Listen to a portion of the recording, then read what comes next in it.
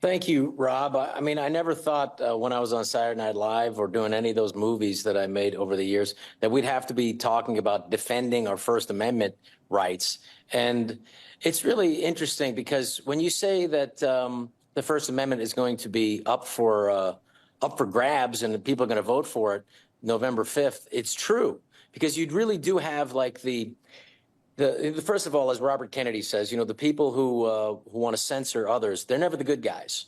So you really have a chance for the Democrats to after they were exposed for having for the Twitter files saying that the Biden administration worked with tech companies, which Zuckerberg just apologized, the owner of Facebook, for silencing Americans who turned out to be right during COVID.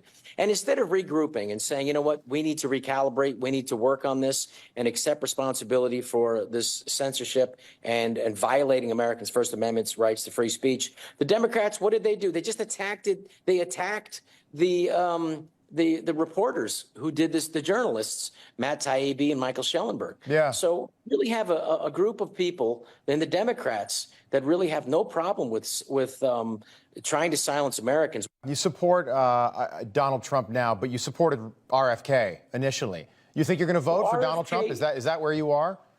Totally, 100%. I mean, I really support, and I was always hoping that Robert Kennedy would see that. I mean, what's really happened, and as Robert Kennedy says, 70% of the money that's owned in the United States now is in the Democrat hands. They are no longer the party of the people. They are the party of power. They are the party of big tech, and they are the party of censorship. They're the party of forever wars. They're the party that wants to have open borders. Yeah. And so it's really it's not even a close call. So I mean, Robert Kennedy, what we really want to do is is to stop what happened, what the Democrats have allowed and the Republicans, is the capture of American agencies. We can no longer afford to have the pharmaceutical companies in control and big, the big, food processing companies in control of the FDA and the CDC and the NIH. We can't allow it. And so there has to be a firewall between industry and the regulatory boards that are supposed to regulate industry. I've really enjoyed this conversation, and you were on Saturday Night Live in one of the great heydays for SNL. And I know you always get asked about this, but we're talking about free speech. So Dana Carvey was doing George H.W. Bush back when you were on SNL, and Phil Hartman was doing Bill Clinton.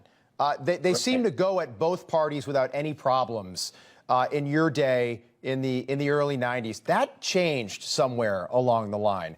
Only recently have they started making fun of Kamala Harris. They wouldn't make fun of Joe Biden for 4 years.